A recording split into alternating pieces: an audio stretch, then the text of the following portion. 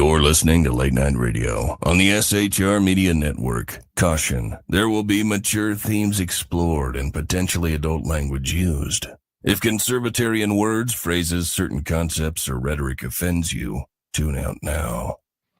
I have come here to chew bubble gum and kick ass. And I'm all out of bubble. Ladies and gentlemen, boys and girls, children of all ages and all points in between, welcome to BZ's Berserk Bobcat Saloon radio show, live and direct from the Nof, Idaho SHR Media Network studio, happily ensconced within my home, and it's mine, and I'm happy, and it's wonderful. I am your conservative Sherpa. I kind of look like this, guiding you through the maelstrom of Democrat, leftist, and globalist lies, chaos, deceit, and betrayal. Please note that what you're about to hear for the next hour, maybe 2 hours, consists of my opinions and my opinion only, and those of my guest tonight. Guess what? I have a great guest. And he's here. This is the first time that I have ever spoken on the air. Had him on the air. I can't tell you who he is just now, but I will say that I am doing the job that the American media maggots won't. I am fundamentally changing America one leftist diaper at a time. We don't water our drinks just like we don't water our conversations. We are still serving stiff drinks right here in the saloon, along with facts, history, logic, rationality, proportion, context, clarity, tradition, and common sense. Politics, religion, crime, culture, economics, race, sex, science, law, and cars. We talk about it all right here at the saloon, where the speech is free, but the booze is not. There are 28 people already watching live. Thanks to everybody. You can be guaranteed that it's not for me. It's for my guest. I also have a metric ton of people who are in Chatabus Erectibus. It's originally it was Fert Snapple. Welcome to him. Ricky Robinson is in chat, going tick tick tick. How come? Why for? How come you're not on? Lost Wanderer is here. Indicating, of course, that not all who wander are lost. Brian is in here as well. And Mike is in the chat room. Mission Ready Men is in the chat room. Unleash Jeremy Hansen is in the chat room. Sean Lewis is in the chat room. Who have I missed? Dale Benson. Haven't seen you in quite some time. Welcome back to chat. Kind of rhymes, but kind of not. Phantom is in chat, and Lost Wanderer. Whoa! Now, Lost Wanderer says 30 to go to 500. See, this is where I would customarily pound the crap out of the, hey, get on right here, right now, and subscribe. So let me go ahead and run this right now, because I thought that maybe I had all the right stuff. Now, look down below at the Chiron. Kirohn, Chiron. That's how it's really spelled. Don't believe anybody else. It says, if you look below, we have 31 subscribers yet to go before we get to 500 at the SHR Media Network. Now, when I bring my guest on, which will be very shortly, my guest's subscribers on YouTube kick our mortal asses from here to Zephron and all points in between. But it's interesting that in between the time that I last checked and now Lost Wanderer has indicated, whoa, we have one more subscriber. So if you're on the SHR Media YouTube channel, then if you would please subscribe. Pretty please.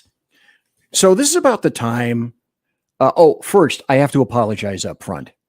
I had promoted this on my show, indicating that I will have my guest, who is on very, very shortly. BZ, you kept saying that. You've said that for the past hour. No, I swear, he'll be on very shortly.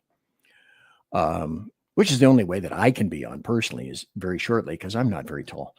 He is, I promoted the show as being, okay, get in chat, and if you have a question, you can send the question to my guest in chat. Cool. That is still how it's going to work, except I also put the phone number in there. And I said, hey, you can call too. But no, you can't, because I have two things plugged into this mixer, and my third was going to be the phone for him. And sorry, callers, my guest takes priority over you. I know, little violin right here. I'm sorry to play it, but you can't call in because I can't get my damn board to work. However, those who know me and love me and think I'm way fat, ugly, ancient, and stupid, well, you would be correct, because that's how things roll here in the... Oh, Jersey Joe is here. Jersey Joe says, welcome. And Sean says, I'm a vibe killer. And good. Those are the people that we have right now. So with further ado, because why would I do anything except with further ado? I'd like to welcome my guest tonight, who is Bill from Curious Cars. Bill, are you there, sir? I am busy. How are you doing? Excellent, excellent. So what we're doing tonight is Bill is going to be on the phone, and it will look something like this. So in lieu of video, this is Bill of Curious Cars, and we will conduct all sorts of investigations, deep, shallow, moral, immoral, as the show goes on tonight. So ladies and gentlemen, boys and girls, like I said, children of all ages, thanks so kindly for watching live tonight and watching the show later in podcast, because I have a very unique and crafty individual just for you tonight.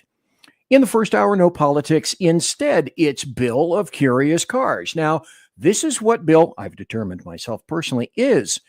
He is a rogue, a rapscallion, a reprobate, a rake, a rascal, a ravager, a ribald renegade, a roustabout, a ruffian, a rebel, a recusant, a rakehell, a reaver, a routier, a rudesby, a reparee, and even a rantapole. I'm not making it up. These are actual words in the English language. So yes, friends and neighbors, it's the guy that I've watched for a long time, possessing a YouTube channel, as I mentioned earlier, entitled Curious Cars. And let me see if I can find that site. There it is right now. So if you are watching and not listening later in podcast, you can see that I have Curious Cars here. And if you're just listening, just go to YouTube, insert in the empty field Curious Cars, and boom, quick like a bunny, you will be taken right here. So thanks to Bill for being here. Bill, I should mention, on YouTube, has only 168,000 subscribers, making us look like serious, unserious pikers. So welcome, Bill, to the show. Thank you, sir. It just proves there's a lot of easy to entertain people out there. I know. Listen, if fat, furry, ancient didn't entertain people, I wouldn't have 2 viewers. And thank God I've got more than 2 viewers right now. Hey, 58 people listening live right now for me, because I'm a moron. That's exquisite. So thanks again for being in the show, because it's Pacific. It's 8:09 Pacific, and it's 11:09 East Coast, which is where Bill is. So thanks for being here and staying up so late. My pleasure. Before we get going, I did one of these. I'd like to illustrate the various points on social media and the internet where you can find, follow, and subscribe to Bill's offerings. And because he's on the phone, I will be describing them to him as well. Here's where Bill lives on X, and it's x.com/carscurious, @carscurious. Tons. Let me scroll through this. Tons of stuff right here. Hey, look, it's my promo. Thanks, Bill.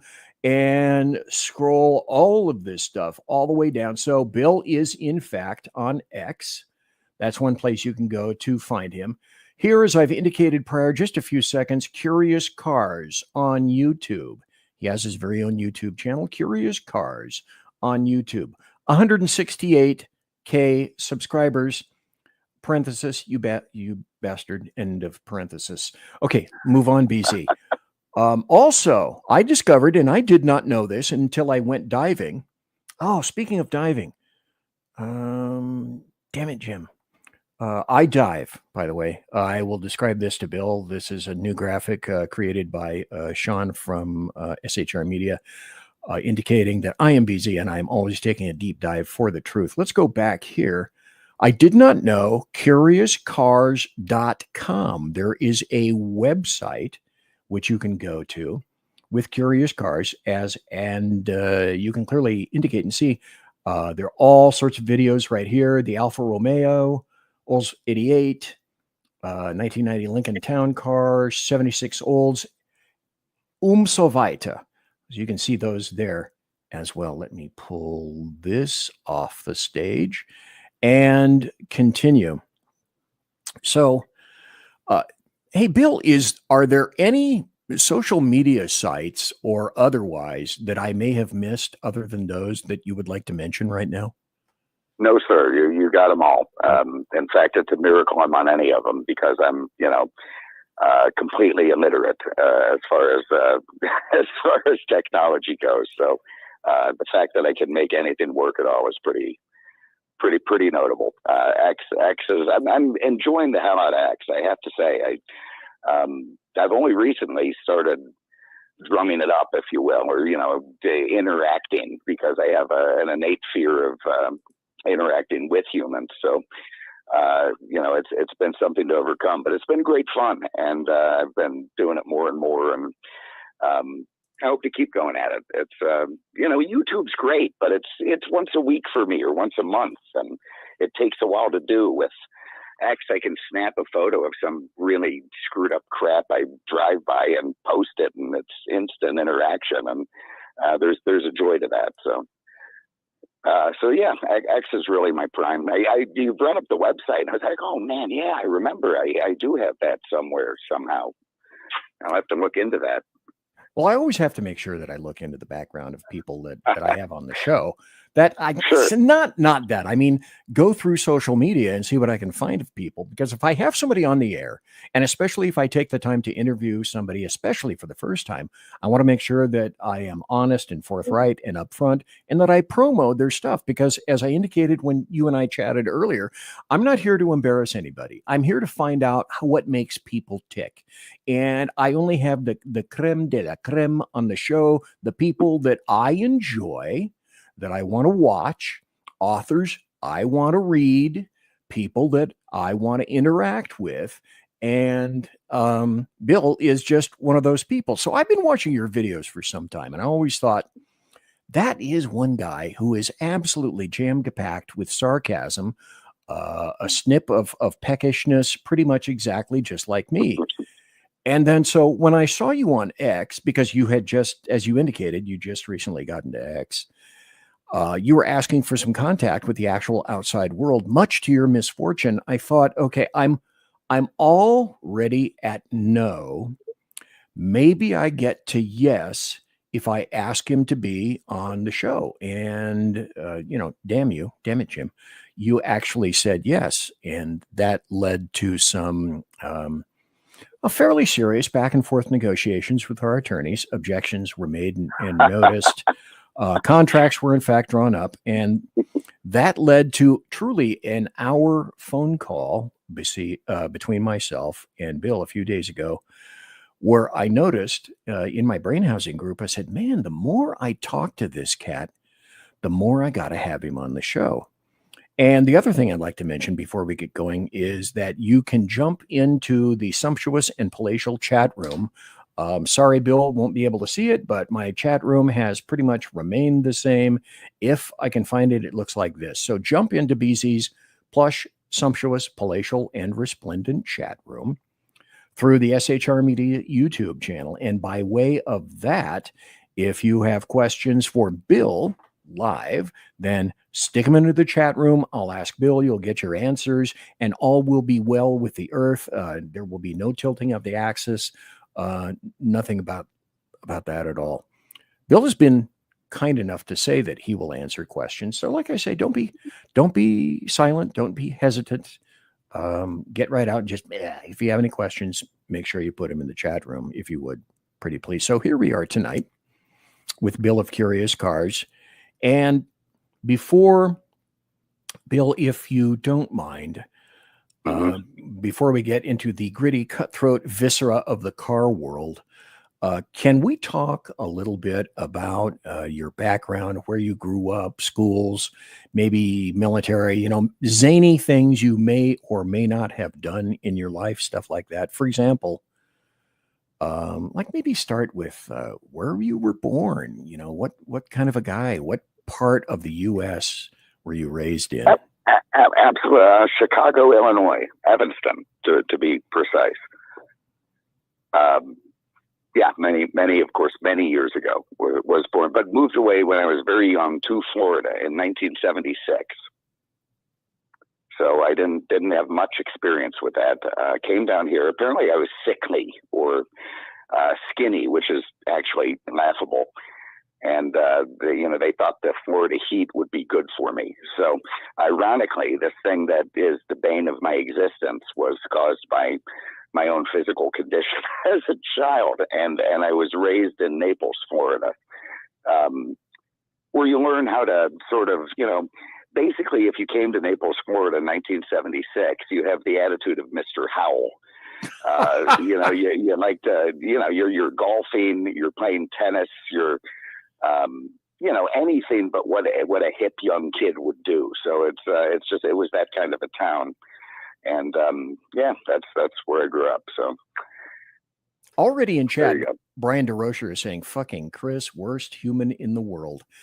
Oh Jesus, that bastard! And Bill, Brian says Bill finds the best cars, and I would agree. Oh, Brian also says he was left at a gas station on the way to Florida too.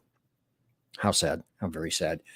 Did I tell that story? Yeah, that is a fact. Apparently, there was some sort of a collision on the highway, and the story goes that the pair, they pulled over. There's broken glass. One of the windows broke out, and they're going to get it fixed. They're heading off in a rental or something. And my sister in the back seat said, what about the baby? Shouldn't we take him? Yeah. And yeah. And then the story then goes, oh my God, there was panic, and they turned around and ran. Yeah, I think it was more like, fuck, they remembered, she noticed. I think I would have been, right now I'd be named Goober, and I'd be pumping gas in some, suburb of Macon, with a goofy hat on. Frankly, I'd probably be happier in life, but anyway, that was thwarted by my sister remembering they left me behind, and they went back and got me, and there it is. So I continued on with that family. So I'm sure that you were a great scholar in school, just like I was. I breezed my way through school. I breezed my way through college. No, that's a lie. My mom said consistently when she was in between beatings, something similar to, why don't you make something? You think I'm kidding. And she would say, why don't you do something with yourself? So school was not my favorite subject. And so then moving on, did you, Bill of Curious Cars, have any sort of favorite subjects as you were likewise breezing through school? Well, I did. Yeah, I was originally an English major, in fact, and I had no interest in school or college or any of it. It was all just forced, parental pressure, if you will. They wanted something different from what they had, God bless them, and they didn't have Adderall in those days, so I couldn't make it work for them. But I tried, and I went, and I did what I could, and English. I ended up in college in Ireland in a weird little place that all went south, but I was majoring in diplomacy at that point. And the plan was that I would end up working in some embassy somewhere. Really? Oh, yeah. Holy shit. I didn't see that coming. Well, there it is. There was a lot of weird plans made for me that didn't come to fruition. At one stage, I was supposed to go to hotel school in Switzerland. That didn't work out either. In fact, that never happened at all. I chickened out at the last minute and thought, what the fuck? I mean, pardon my language, but all I could think of was faulty towers, and so none of it worked. And in college and in Ireland. I went through it. I was doing actually fairly well because on the plane I read the Atlas Shrugged for the first time. And I thought, wow, this is, I can be somebody. It was a lie, but I thought that. And I took off, as much as I was working hard, student council president, it was incredible. And then I quit to join a rock band, which was kind of, excuse me, screwed up because I don't really play any instruments. But I thought, we could do this and make it work. And then bizarrely that failed.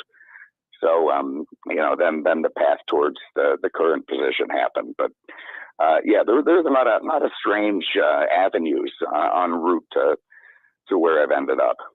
And I know, thank God my mother's passed, because she'd be incredibly disappointed at this point. Oh. If she ever met Chris, for instance, she would just explain that she had raised me a lot better than that. So, it's better the way it is now. Well, so obviously, since you were the clear scholar, did I hear you say that you went to school in Ireland? In Dublin, I did. Yeah, my mother is Irish. I'm a first generation American. My mother and father met in Chicago as a Polish and Irish immigrant. And she tracked it down. And Brian in chat said, so Bill introduced flip-flops to Ireland, eh? Good Lord, this guy is very good with the notations. I feel that. Yeah, nobody else had him over there. I mean, I can't prove it. But then, yeah, people looked at him funny. I mean, everyone in Ireland has these scrunched, fucked up toes because it's freezing all the time. So they have to wear these boots and 3 layers of socks. And it's one of the first things I noticed. We'd go back to my little flat, and my friends would take their shoes off. And God, put them back on, man. Ew. I don't want to see that. They're like, man, your feet are never free here, And so I did bring what I think is probably some of the best of Florida with me over there, namely weed and flip flops, and it worked out pretty good for me. But it was cold. You had to pee away a sheen of ice on the toilet every morning. Like the landlords were really cheap with the heat. So, but it's better than the heat, quite frankly. I've always done better with the cold. Cynical Survival in the chat room says, Bill, Dalton sends his regards from prison. Oh, God. That's what. Yeah, he should. I mean, the thing about Dalton is some of this stuff, I'm going to admit it right now. I don't ever, by the way, the first interview I've ever had about Curious Cars, and I'm honored. Part of that is because I'm the head of the Creepy Loners Association. And Ditto. You happened to catch me, in this weird moment of let me, interact with people. But a lot of this stuff I might, the 2 people I don't have to do any emphasis on at all is Chris and Dalton. I mean, they are even beyond whatever it is I can portray. They are just the most screwed up people. And Dalton is, I haven't talked to him in a year now. I had it with him. that was it. It was done. I gave that guy a job for 5 years of complete misery. And, the people, by the way, are listening are thinking, who the hell is Dalton? But anyway, he was an idiot with the motorcycle. He decided he was going to be a motorcycle guy. He puts a sticker on the back of it, capable of evading high-speed pursuit. And within a week of putting that sticker on, he's tackled by 5 burly cops at a traffic light after running from them and chickening out. And, it became a thing, and now he's in jail. And he wanted me to get a lawyer for him, which, I might as well just set fire to whatever money I have. And anyway, so we parted ways, and I'm not unhappy about that. So, okay, for the people I highly suggest, if you guys have not watched, I'm going to be playing some videos a little bit later on. But if you have not been to Curious Cars on YouTube, Bill's site there, and watched his reviews, the reason that he's on tonight is because he reminds me of me, except a guy with more hair, better looking, and younger. But it's true. But You gotta God help go you. see his site. He has a great website. Now, I'm looking at another chat over on Rumble. So this is the only other one that I get to see every once in a while. There's a guy named Whiskey Dale in Rumble who says, "Are you still a Cub?" or asks, "Are you still a Cub fan?" Yes. Okay. Yeah. Alrighty. I mean, I'm not obsessive. I can't tell you the ERAs and the lineups or anything, but I look at the standings and try to catch a game or two. And also in chat here, Brian says the Twisted Nitwits was Dalton's gang. Is yeah, he was wearing true? what do you call the motorcycle gang leather thing? He was walking. I mean, man, look, the last thing we need to make this show about is anything to do with that guy. He has already dominated far too much of my life over the last few years, and I would rather stick a molten hot knitting needle in my eye than keep discussing him. So, but yeah, he is. Yeah, twisted nitwits, retards, or the young gays for Christ. I don't know what the hell he had on the back of that thing, but it was. I mean, again, I'm just glad I don't see the guy anymore. Some people have what I call a predicating event that sends them in a direction that they hadn't foreseen when they were like when they're going in one particular direction in life, and then something happens and they end up going into an entirely different direction. For example, I had one that I will talk about later because the show isn't about me right now, in law enforcement. So did you, Bill of Curious Cars, did you have one, so to speak, that sent you someplace doing something that you hadn't quite anticipated? Yeah, I would have to say it was the quitting the college to join the band, and then we all moved to Tampa from Dublin. I brought these Irish guys, but man, we drove by a store called Badcock Furniture. I never thought they would stop laughing. For some reason, they thought that was the funniest shit they had ever seen in their lives, that this store existed. But I had all these Irish guys in Tampa, eating big plates of spuds in the apartment, and we were recording music and, doing what we do. But of course, it all failed miserably. And when they left and when it failed, I kind of am sitting there in Tampa, and this has changed the course of my life, because now what the hell do I do? And that sort of steered me down. I started selling clock radios on eBay. It seems like a really good way to avoid a job. I'd go around to these thrift. I was doing it during the band stuff to make a few bucks. You go in a thrift store, you find some crappy thing, and you clean it up and put it on eBay, and some twit buys it. And so I did that with a company called it VintageTechnology.com. And that was then going to be the thing. And so I was working on that, and then that somehow led to a car of some variety. And of course, the cars have always been a thing for me. I've always had a deep, deep love for them. And once I got into the car thing, a friend of mine who had a job in Miami that he hated said, "Man, I'll come there. We'll start doing cars."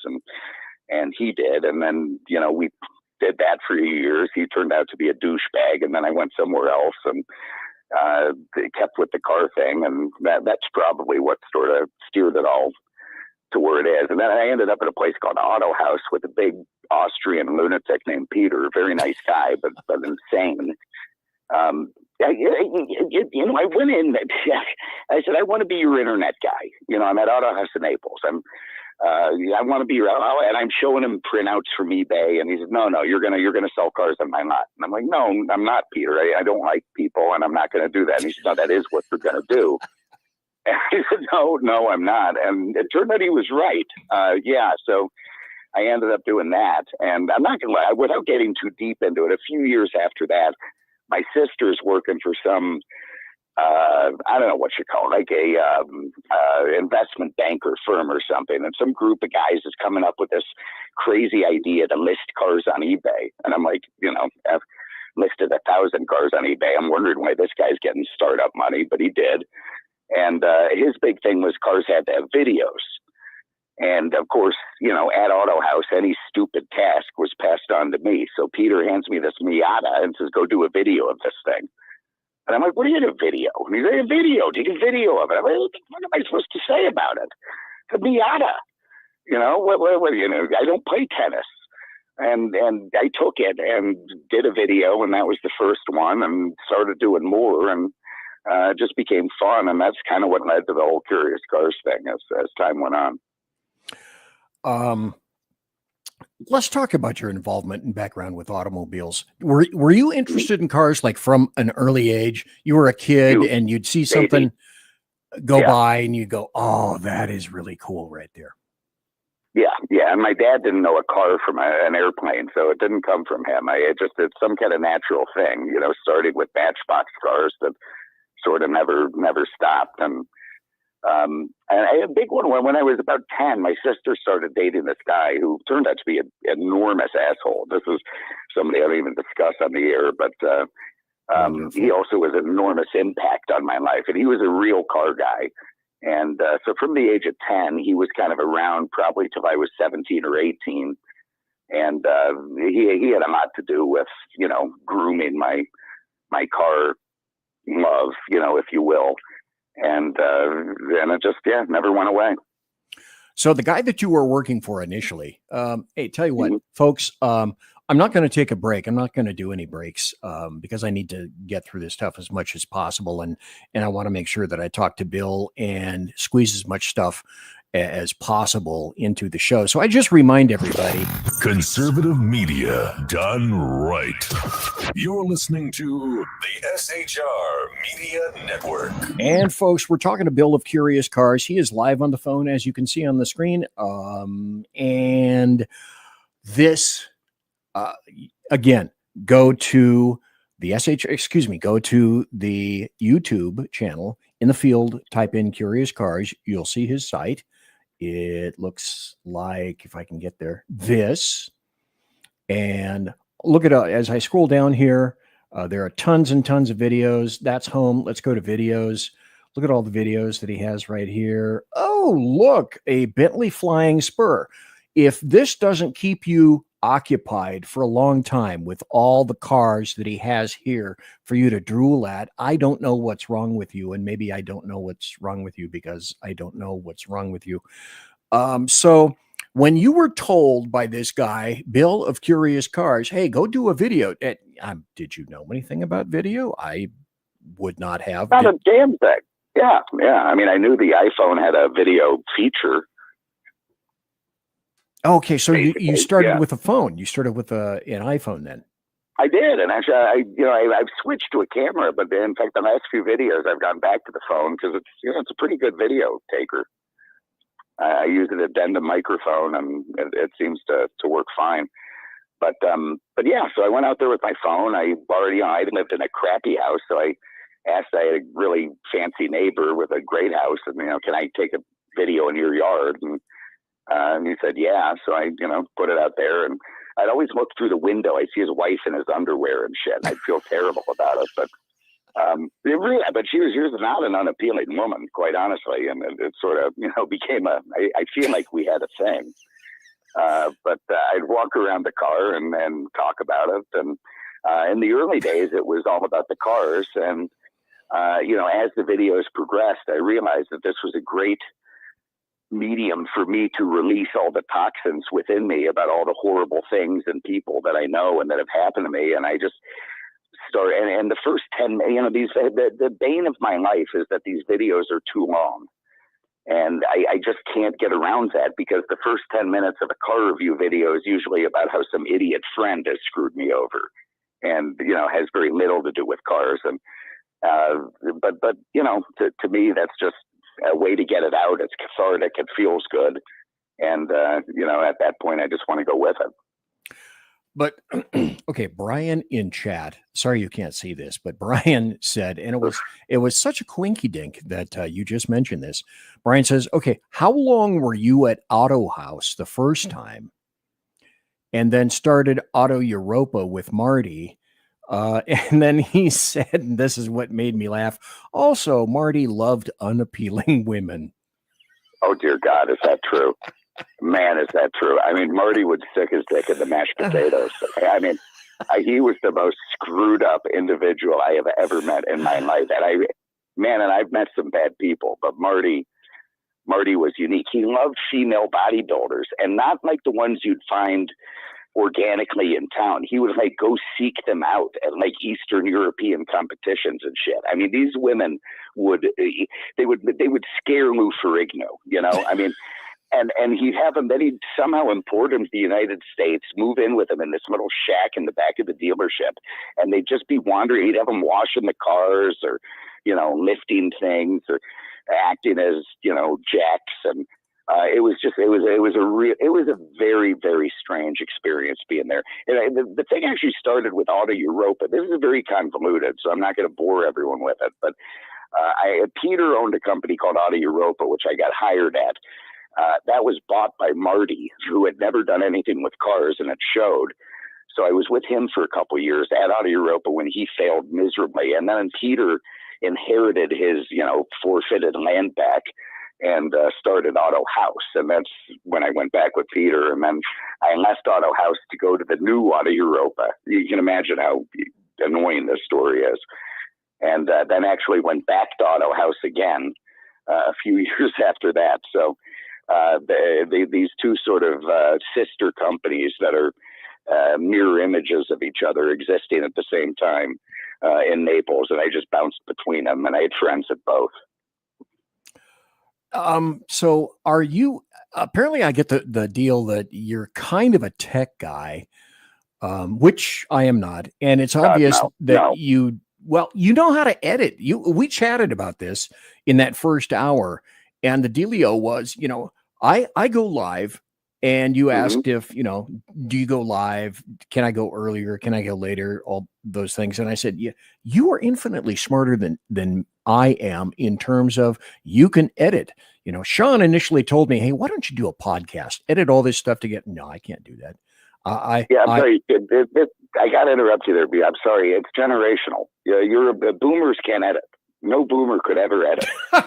It's never going to happen. I mean, the Gen Xers kind of had a little bit of it at the tail end, you know, so we got some of that. But I think that's the difference. I just think, yeah. So yeah, I can edit, but I think, you know, it's just a matter of place and time and that sort of thing. I'm definitely not inclined to it. See, the reason we got the first bell of the night is boomers can't edit. Correct. Hello. Yes. And I forgot to tell you, that was the name of my third garage band. Boomers Can't Edit. And in the chat, Jeremy Hansen says, hey, ask Bill, what was his first car? Oh, shit. 1979 Firebird Formula. Wow. Okay. Back when they had 1,000 horsepower. Oh God, no! It was a Malaise car. Yeah. It was not. It was a '79. It was and it was devastating. It was this guy that was dating my sister. His brother had bought it somewhere, and it was some drunk in Naples who did every guardrail in town. I mean, the thing looked like someone took a hammer down the side of it, and he fixed it. So he, you know, fixed it up, made it really nice, and then somehow they force-fed it to my poor parents putting up with this shit. But they ended up buying it. I was only 15 and a half. I only had a learner's permit. Wow. So so it went in the garage, and for 6 months, and it was cheap, by the way, you know, there's different times, but for 6 months, I had to walk by it every morning and get on the big yellow school bus, and it was devastating for a kid. Man, like I was up at like 2 a.m. the 16th birthday to get down and get that license. It was still to this day probably the greatest moment of my life was, you know, having that learner's thing removed, and now I didn't have to drive with somebody next to me, and it was great. Yeah, I mean, you never forget your first car. Oh no, but like you said, 16 years old, having to get on the big yellow bus, and you walk right by a Trans Am. I mean, what a punch in the nuts is that? It was a big one. You know, I mean, poor me. It's not like I'm, you know, looking for a canned food drive, but it was tough on a dumb young kid to, you know that thing's sitting in the garage waiting for me and not being able to use it. It was cruel in a way. Yeah, it was. But there's somebody named Griff in chat who says, Bill. I don't know if you recognize Griff, but he is in chat. And another person called Fursnapple. I don't know if that's somebody that you recognize. My uncle had a 62 Impala convertible anniversary gold. And Brian said, hey, my first car was a 1992 Cutlass Supreme two-door teal with a 3.1. Ooh, impressive engine. 0 to 60 in about 4 days, maybe a week, not sure. So, folks, these are still the cars I love, by the way. That's the era, that's the era I love. They may be terrible cars, and I don't care. These are the ones I love. I grew up with. Well, yeah, because they're your cars. They belong to you. You love them. You nurtured them. You rubbed them with wax and perhaps other things. And I made sure to have jobs where, I worked at car lots a lot as a kid. There was a Cadillac dealership in town in Buick that I worked for, and because I made sure I'd be around them. I'd be able to touch them and get in them and play with them and drive them. And so, I exposed myself to a lot of them and got to interact with them, which is great for what I do now because, the memories are there. And they're, it's a good resource just to pull from my own experience from playing with them as a kid and crashing them and doing stupid shit with them. But see, isn't that kind of the, how many people, you and I both said, I'm not going to make $1 million doing what I do. I just do this stuff now because I love it. I do podcasting or shows and whatnot. I enjoy it. We discussed how you do what you do in the way that you like to do it, and you're not going to compromise and do it in any other way. And I think that's another way in which both you and I resonate with each other in terms I saw someone of a kindred spirit who said, I'm not doing it for anybody but me. And if other people like that, that's great. And if they don't, amazement, some do. Yes. Yeah. Yeah. Go ahead. Yep. I have to make this notation. If I could pause for a second, I'd like to make an observation about your videos. Things that your viewers already know, but things that I think it's really important to emphasize and obviously mention. Yeah, your videos are entertaining. I'm going to be playing some. You're irascible, and that is a major attraction for us fans, if perhaps you think not, but it is. But that is simply not enough to satisfy a growing cadre of people. Like I mentioned, 168,000 plus subscribers to your channel, unless there is a massively important ingredient that you add that I think is critical. And that's your staggering knowledge of cars. I find it pretty amazing, and it's what attracts car folks to your channel. And you start a video. I will ask you about this in just a moment. You start a video, you go into great length about the history, the creation, and the details of all those cars. You compare the pieces of equipment inside, the accessories, the engines, the looks, the styling, the interiors, in a way that few people can. And it's like, I liken it to this. And this is why people, if you haven't watched any of his videos, you will enjoy them. It's like taking us on a journey with some side tangents along the way of cars that many of us have loved, hated, wanted. Maybe we even had them years ago. And then you bring that down to earth on walkarounds that continue to display your knowledge of all those cars. So I think the first thing is, how do you determine what car that you're going to review? Do you have a backlog or a source of vehicles where you go, yeah, I like this one, this is what I'm going to do? And then first, how do you select your cars? No, nothing so grand. I kind of wish it were like that. I mean, quite frankly, the cars that I select are the ones that I run across. It's just opportunistic. And, I pass up a lot of cars because they don't interest me. But if one of the dealerships I hang around with, they get a car on the lot that I love, or Dave, the wholesaler, a friend of mine, will get a great car. And like a Cybertruck recently I did, which is, it's far from anything that is in my history, but I find it fascinating that someone could make a vehicle that looks like that and sell it. And, so I thought, I want to know what this thing's all about. And, having the opportunity, man, there's so many cars I want to do that I've never run across. You know how many Chevettes are left? Like 4. I wouldn't be surprised. Yeah. And you don't get them very often. So, I've gone to the point of going to auctions. I buy cars that I like and hope that I can sell them for what I paid or close to it to be able to do a review. Being a bit of an introvert, I don't go out and seek out cars that people own and, talk to them and go do the review, which is what I should do. And it goes back to what you were saying. I'd like to say that me doing the videos the way that I do them is just based on principle, but quite a bit of it is just, it's kind of who I am. I don't know how to do it any other way anyway. Even if someone explained the correct way, I'm not sure I could follow that. So basically I have a hell of a time getting cars and probably make a much harder job out of it than it needs to be. But, and the fortunate thing is when I go to the auctions, I drink very heavily, and that helps, that helps, sort of, oh my God, here's a Pinto that's jacked up in the back with, and I'll buy it. And then I'll wake up the next morning like, did I buy that Pinto yesterday? I mean, yeah, Bill, you did. And okay, shit. All right. Well, and then, so I better review it at that point.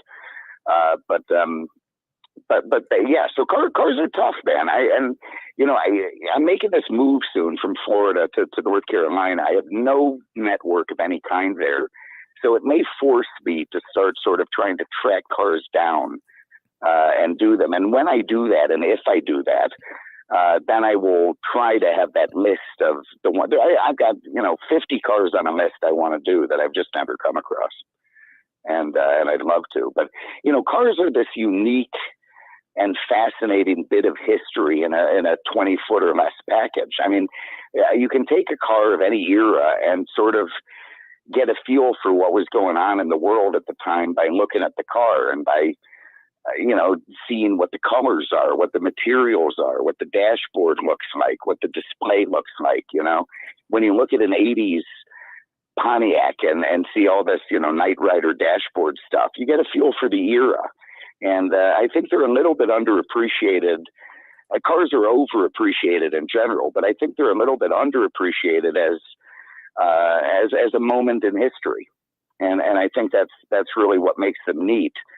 Even if people don't immediately grok why, it's not just the nostalgia of it, but it gives you a really good indication of what we were when the car was made and how that's changed. If you compare a 76 Camaro to a Cybertruck, you can, sort of get a feel for how we've become very different. So I just think it's really neat to dive into a car and dissect it. And also to put it in the context of the time, what the news was, what the songs on the radio were, and who was doing what, and I think putting the car into that context is part of what makes it fun. See, and I knew there were similarities between you and I. Clearly, it appears that you were a Heinlein fan, because I've been saying for years, decades basically, yeah, do you grok that concept? And that was way before AI, way before X and Twitter and all that kind of stuff. So you must be a Heinlein fan at one point. I can, very possibly. There's a question in chat from Jeremy Hansen. Hey, ask Bill, is he a Dodge, GM, or Ford guy? If I had to pick one, I'm a GM guy, and with great reservation, because I think GM are a bunch of idiots. But, that said, the Firebird started me out, I worked at a GM store, and so that, maybe it's just as simple as that. But that said, I love the peculiarities of all three. Brian in chat also says, Bill has a story about a Darwin. Do I? Does that? A Darwin? Yeah, I'm not sure what that. Okay, let's move on. Oh, Okay, all right. Well, like you said, cars are like a memory trip. They're like yes. education. They're like a journey. They're a really cool way of looking at. Well, for example, I'm an autodidact. I didn't give a shit about school. If I did anything, I taught myself, and I went through every book in my high school about war, because the history of war is the history of the planet, and you are like that. So you're a a big experiential kind of guy who just soaked all of this information in because you were through those cars, you loved those cars, you saw those cars, and they are representative to you of, I don't know, little museums of times past. Yeah. Absolutely, and it's very accessible to people. I mean, even people who aren't car guys or car girls or what have you. They all had a car in their life they loved, or an experience in a car, or several experiences in a car. But cars play a huge role in life, an enormous role, and they're there for the good, the bad, and the ugly, and they're usually in the background, but still always there, and they're just it steers me towards them. And even the old history is fun to read about. What a bastard Henry Ford was, or Oh yeah. how Ransom Oldsmobile ended up miserable, and that it just gets kind of interesting to put the people who have created these things and what became of them, either good or bad, and what drove them to do it. And I don't think that's entirely lost. There have been many car movie, that Tucker movie, for instance, a very high budget, very big Hollywood thing. So it shows you there's a mass market for it. If you remember that movie, I think it was Jeff Bridges. Yes, a while it was. back. I mean, Yep. Yeah, very, very interesting movie, but I believe mostly, true. And it is, it's such a part of our lives that we can all relate to it. And I think that's part of the joy of it for me, is that it's just such an accessible thing to everybody. Even the people who don't love cars can be interested in them if the stories are told right.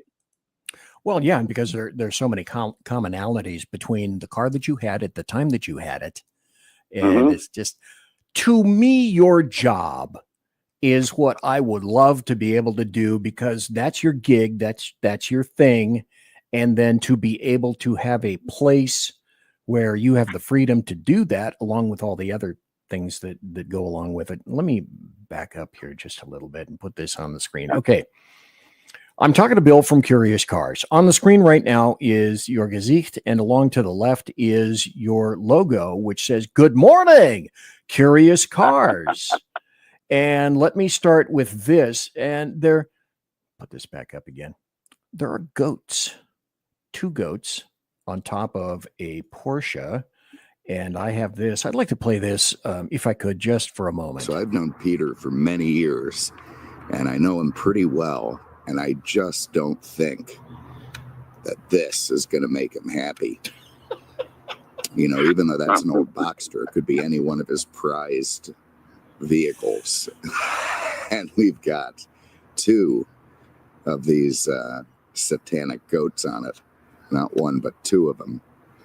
So maybe now it'll happen. Maybe we'll get that company goat roast I've been dreaming about, with mint jelly and applesauce and roast potatoes. This could finally be it. Anyway, hopefully they decide to stay with that Porsche, not come over here and start troubling me. So I must ask, how is it that 2 goats came to be on some dude's Porsche? Who the hell has goats in Florida? Yeah, an Austrian, apparently. I'll tell you, it's very, very easy. Peter is infatuated by ladies the way that I may be infatuated by cars. And he has this predilection to ended up with really fucking strange ones. And he had a divorce for a very nice woman that I would have kept, quite frankly, and went to this lunatic woman who he found quite appealing, but the rest of us all were thinking this is just not gonna end very well at all, and it didn't. But he moved her in, and she brought goats with her because she thought they were cute. He has a big property; it's got a fence, so he let the goats run free, and he thought it was great. Up until that moment. And quite frankly, I didn't see the goats very quickly after that. They were gone. There was no roast. There was no dinner. I don't know where the goats went. He's very mysterious when I ask him. But the goats vanished very quickly after that. But that was all female driven, which, for any guy is enough of an answer to immediately know how that happened. She wants the goats. She, gets what she wants. So that's how it went down. Well, let's put it this way. The goat roast probably wasn't on that property, but even though it's a Boxster, people that have Porsches probably didn't take too well and too carefully to that. What's funny is people had said that because the goats were making cameos in the videos for a couple of months before this. And in fact, one time they shit all over the driveway, and I'm doing the review, and I took it personally. I do not think those goats did that just organically. I think they knew I would be there. They know where I parked the car to do the video, and it was littered with little shitty goat balls that morning. It was a Z28 or something. And they'd come up and they'd just look at me. These fucking things, they'd come up and just look at me. And it was really unsettling. And I wished them harm. I'll be perfectly frank with you. And finally, this happened, and it was a change. I between you and me, I kind of miss the goats now because it was kind of fun to riff off them. But at the time, I was really glad they were gone, and I just feel they were after me. That's all I'm going to say. They were after me. They were not neutral characters in this. They enjoyed tormenting me. You could see it in their little goat faces. And that is a key to the video as well, is I get that a lot as people are troubled that I find squirrels disturbing and, cats and birds and such. Well, I mean, I feel like nature wants you dead, and I don't feel enough people are sort of saying this, You get all these people, you see the videos on YouTube of the ladies petting a black bear or something. I mean, that thing is going to kill it, and it should, and it's the natural order of things. And I feel a certain duty to remind people of that no matter what animal it is, it really doesn't matter. It's going to sleep a lot better at night if it killed you. Well, just ask Timothy Treadwell. I want to go back to, here's Griff. He has a question for you. He says, right. I love the Lincoln Mark that you had at the auction a while back. My mom had that car back in the early 80s. And another Great gentleman car. said, hey, this is from Cynical Survival. Bill, any thoughts on the Lincoln LS? Slick looking and underrated, great driver, albeit an unreliable piece of crap. I want to say that was Jaguar based, if I remember right. It was a S-type with Lincoln body panels or something. We had a few at the dealership.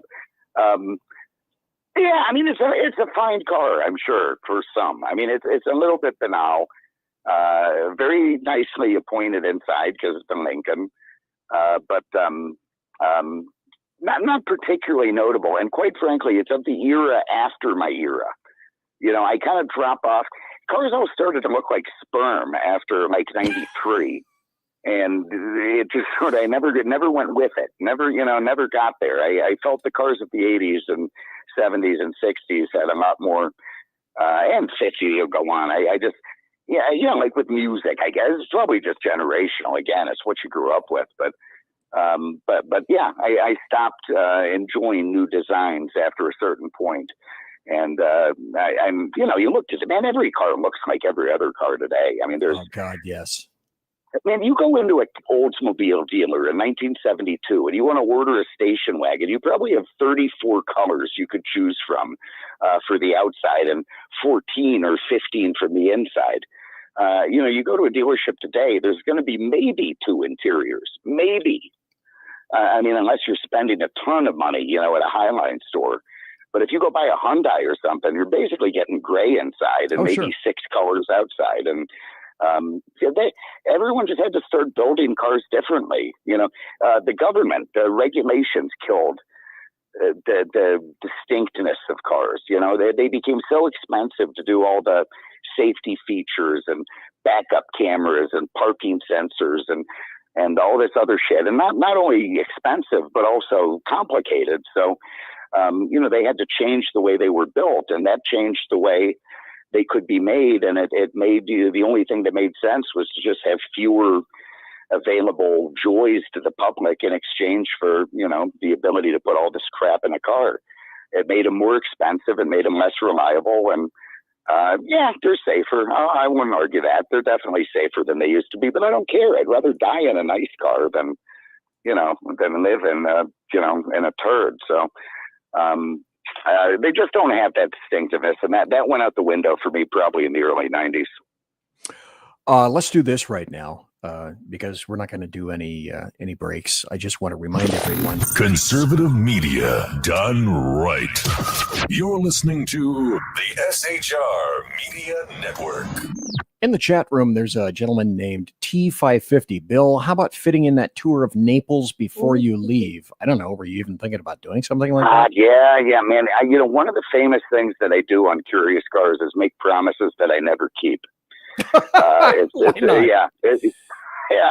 eternal. It's absolutely eternal. And, I've done a few where I've kept them, and frankly, people should be happy for that, because that's a miracle.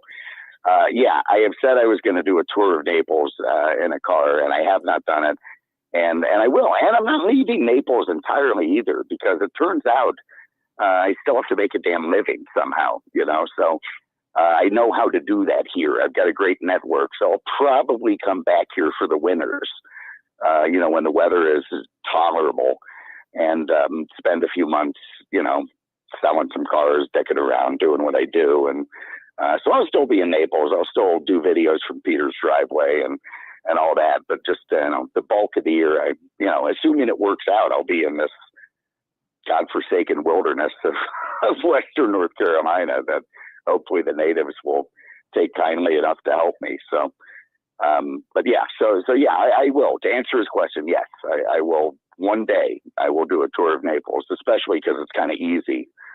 So that won't be too hard. And then there was somebody else in the chat who said, hey, we love the videos, really enjoy it. We're kind of hoping that, are you making any coin off of this, or at least some kind of a return that makes it possible for you to continue? Yeah, it's a good question. The answer is yes, but not, far from enough, if it could ever be enough. It's very, very... it's fantastic beer. During COVID, it was great. It was 5 times what it was now, because, they locked everyone up inside, and I got a ton of views, and I thought I was going to be a millionaire, but that didn't work out. But yeah, I make a little beer money here. It's a stream of income there, a stream of income here. It's certainly not enough to make me comfortable or happy, but it's enough to keep the ball rolling. And somebody in chat, I hope I'm pronouncing this right, Fursnapple. Bill, do you have any advice for flipping cars? Thanks. Yeah, put a pot over your head and bang a hammer on it as hard as you can, and then get a proper job. Can I translate as in, no, don't? Yeah, no. Know what you're dealing in. If you're going to flip cars, man, it's like, you remember those Gordon Ramsay shows where some idiot would buy a restaurant who used to run a steamroller? Yes. It's the same thing. A lot of guys think they can get in the car business and make it work. Man, it's hard. It's a hard gig. Guys spend 30 years, before they even reach their peak. It's a horrible way to make a living. First of all, it's horrible. It's retail. It's everybody already hates you before you even make it to work. You're a used car salesman. And by the time you get there, it just gets worse. So it's much tougher than it appears. And it's not as lucrative as it appears unless the real money in the car business now is in all the addendum shit. In the old days, you could buy a car for X, sell it for Y, and the margin in between was pretty good, and that was your profit. That's gone. Everyone now buys a car for X and sells it for X, and then they make money on the financing or the warranties or the other shit that they pile on you when you're sitting behind the table. And that's where the money is now in the car business, because everything's internet price driven. So it's a whole different world, and a lot of guys got left behind because they couldn't change, and I was one of them. I mean, I did this as a retail gig for 10 years at Auto House or more, and that was our thing. We worked on margin. We didn't do the stuff that the financing money and all that. And Peter, by sheer force of will, he made it work, and it became very lucrative for him. But it's old school, and it really doesn't go on anymore. It's a different business now, very corporate business. I find this very appropriate. Cynical Survival in chat said something similar, remarkably similar to, you can end up with $1 million flipping cars. How? Start with 2 million. He nailed it. I know a lot of guys who blew their wad on that, Marty, great example, man. He was a corporate accountant. He says, I'm going to go sell cars and make, a ton of money. Well, he didn't. He very much didn't. So, it's tougher than it looks. It's, you look outside, that looks maybe like a bit of fun, and you get to play around with a lot of cars, and all that is true. But to actually make money is a whole different ballgame. It's a tough racket. Another comment in chat from T550. He says, hey, Bill, thank you for answering my question. I have watched all 800 of your videos. God help me. Dear God. God help me, as you'd say. Somebody created a Best of Bill compilation on YouTube, and I'm going to go to it right here. That is up. And I would be remiss if I didn't play this here. This is, again, another reason that I watch Bill's videos. Well, Bill won't be able to see this, but he can certainly hear it. So let's hit it. It's been a mixture of things, all of them retarded. I have a feeling this is not going to be a 40-minute video. In the interest of time, in the interest of appeasing the people who may want a shorter video, I'm sure this is going to be a short video. I have absolutely no doubts about that. We're going to try and, cut that down a little bit after that 50-minute sucker on the Mark V the other day. And this video will be like 30 minutes tops. I know I'm going to get shit for it, but the hell with it. Oh, for the love of God. Good morning. This is Bill from Curious. Okay, I got to ask, did you just think that, hey, it's morning, so that's how I'll start my videos? Good morning. Well, yeah, I mean, I guess I did. I don't know where it came from, other than it just felt weird to just start talking. I mean, I felt like I should say something to at least, break the ice first. So it just, good morning seemed like a natural thing to say. It was, I start videos very, very early. Like video day, I'm probably up by 3:30 and in the car by 4:30.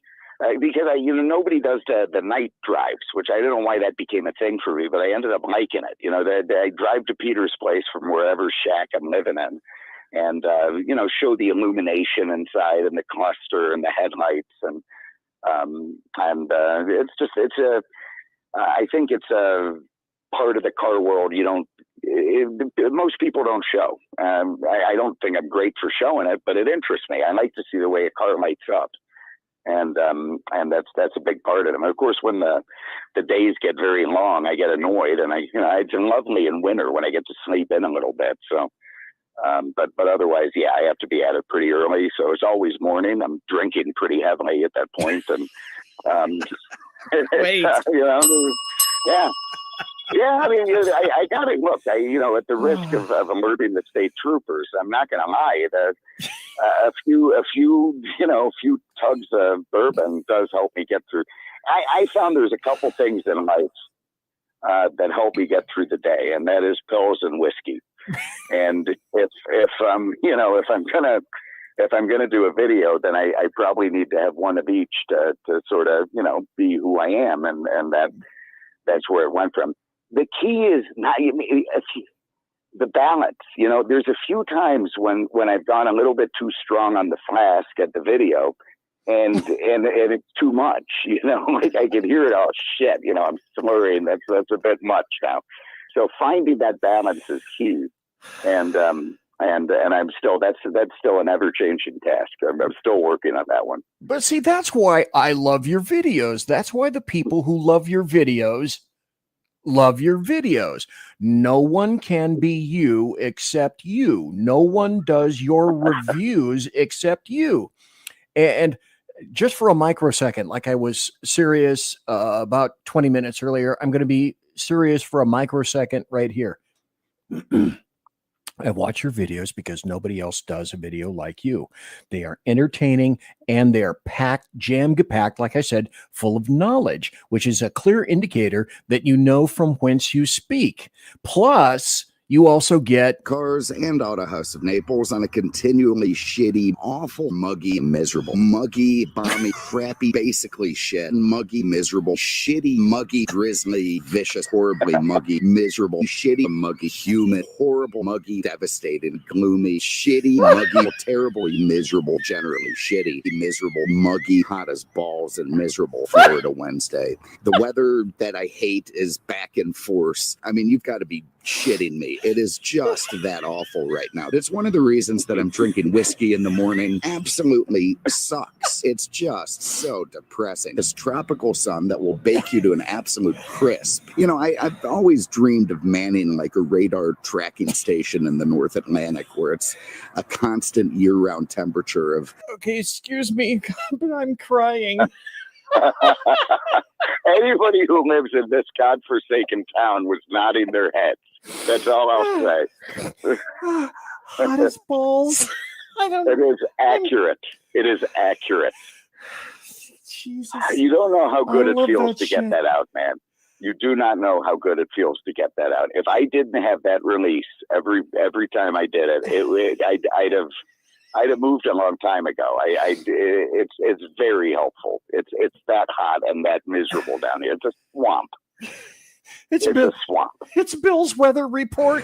Negative 30 or more. And I think I would be very happy there because, frankly, I usually have zero hope about anything. Or probably there are no goats either. And I doubt birds are happy in that kind of weather. So if I see any sort of job opportunity coming up that has that sort of thing available, I'm going to be all over it. I think it's bullshit, but we're going to go with it. The glasses are fogged up. I'm miserable as can be. This morning is starting to decline rapidly. It really is quite devastating. Obviously, I'm entirely optimistic and happy most of the time. I'm still continuing with the whiskey therapy. Oh my God, I'm telling you, the coronavirus whiskey, which of course I'm still doing, definitely. Jesus.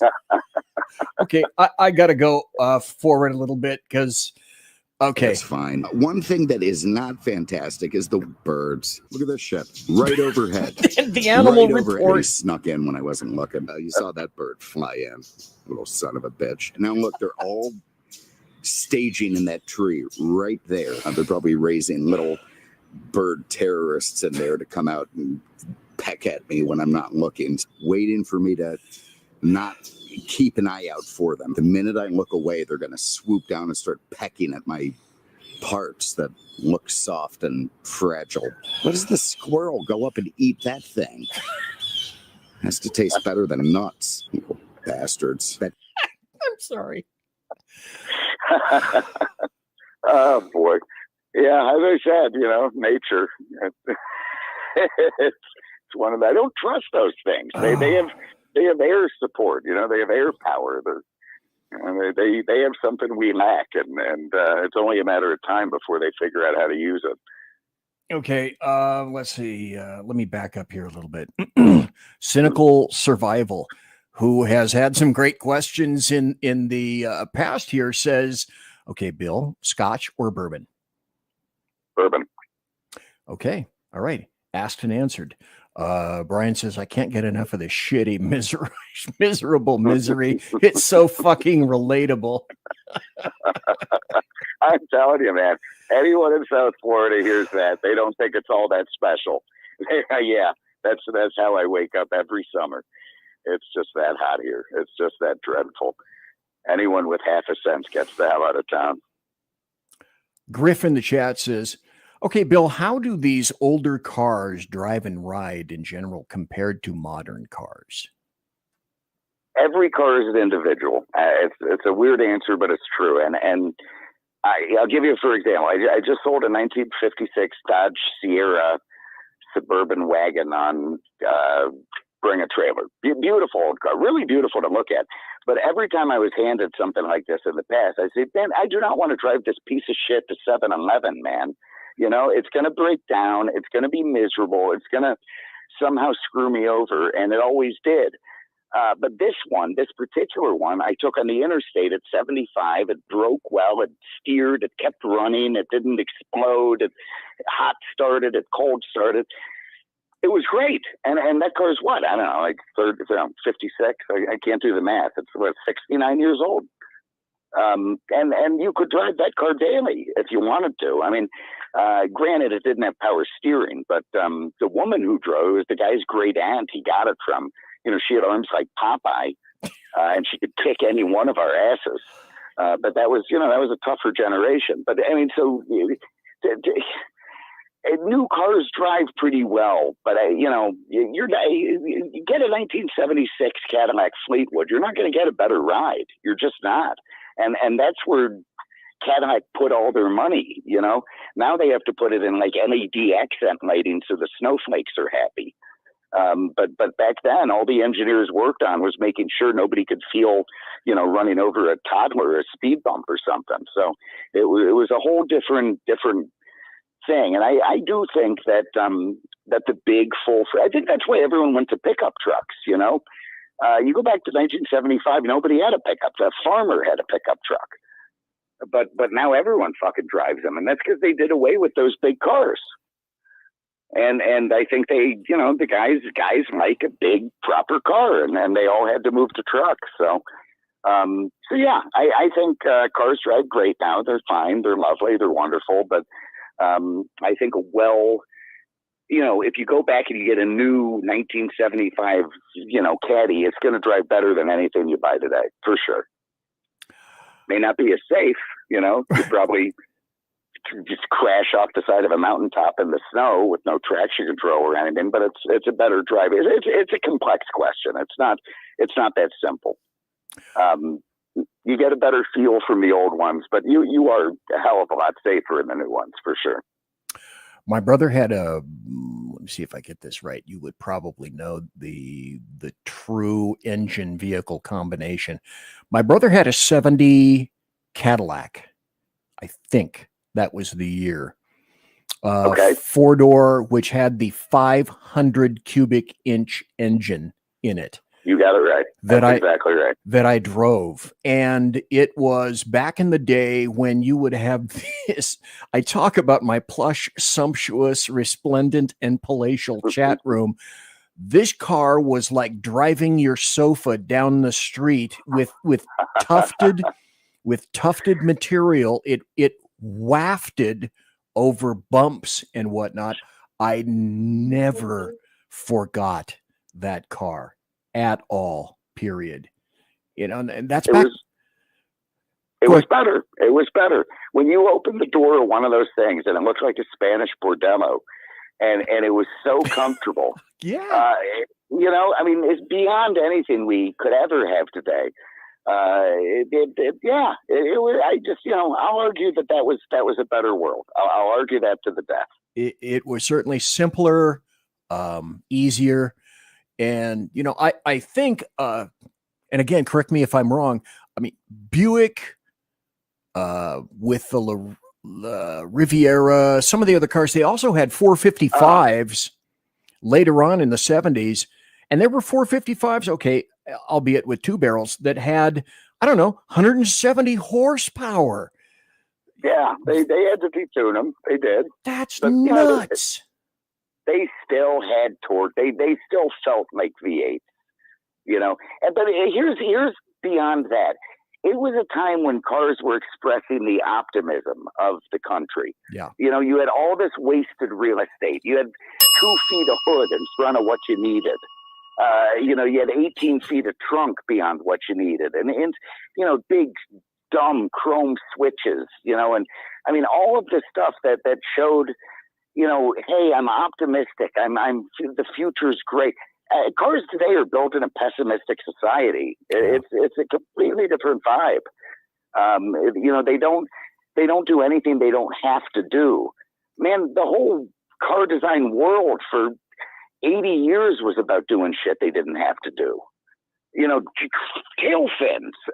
Oh, yeah. You know, the jet age, you know, the way that probably there's no more era of car that fit into what I'm talking about in the history than that whole the jet, you know, probably the very late 40s, 50s, that sort of thing going on through the 60s. You know, every car had rocket taillights and you know, super jet intakes and it showed in America that I think was aspiring. That was great. You know, we felt we were onto something and becoming something and becoming great and it showed itself in the cars and that's gone now, you know. And you had names like Riviera and Eldorado and you know, El Camino and what do you have now? The Europeans won that battle. They're, you know, every car is like the XD12-7, you know. Yeah. I mean, it's just the glamour of it is gone. It's like moving from Pan Am in the 50s to Spirit Airlines. It's you know, yeah, more people get to do it, but it's just not as good. My dad had a 1958 Olds 88, and in 58 I was 8, and I would love Dad going in. That's back when there were gas stations on every damn corner. Dad would drive in and Dad would wait. Sometimes the guys would come out to try to, that's back when they would provide service, and they'd look all over the back and they couldn't find out where to put the fuel. There's no fuel thing on the side. There's no little flip or there's no little port. And so they look left, they look right, and Dad would have to get out. And in that car, the fuel filler was in the rear tail fin, which you had to slide sideways, and then you found the fuel filler cap within the fin. I love to have Dad go. How cool is that? Anytime he wanted to get gas, I wanted to go with Dad so that I could watch all the guys go, where do I put in the fuel? It was grand. It was glorious. The Daltons of the world. Yeah, exactly. Was there any better sound in the world than that rope bell when you would drive into the ding, ding, that beautiful, crisp analog bell? Oh, yeah. You know, that you'd hear inside the car. Gone. Another thing gone, you know, from our world. And, you know, compare that experience to driving up to a 7-Eleven and doing self-serve by tapping your card. I feel bad for the people who've never experienced you know, just the lovely quality of the world when it was, you know, like we remember it. And you know, my poor nephew is a snowflake. He came over the other day. My nephew, he's 21 or something. He's that poor guy, you know. But he came and I gave him a Coke bottle out of the fridge. He asked if he could have a drink. Handed him a bottle cap. Bottle opener, and he's like tapping on the top. He had no idea how to use the bottle opener. I've never seen anything like it in my life. And I don't think, by the way, this is normal even for a snowflake. I think most of them can use a bottle opener. I think he's a special taste. But I mean, what the fuck, Jack? I mean, it's a bottle opener. I'm getting it. You know? And when I think of the experiences, the sort of the beauty of things that he's missed, I think it's sad for him. He's grown up in a world that's so corporate and so the same everywhere that he just, I think they lose a lot of joy. You know, I think that's why they look for it in weird places. There is no childhood anymore. That childhood is gone. And I believe that's intentional. First Apple in chat says, one of my favorite Bill clips is when he drove past a dead rabbit on the road and said, that shit looked like Iwo Jima.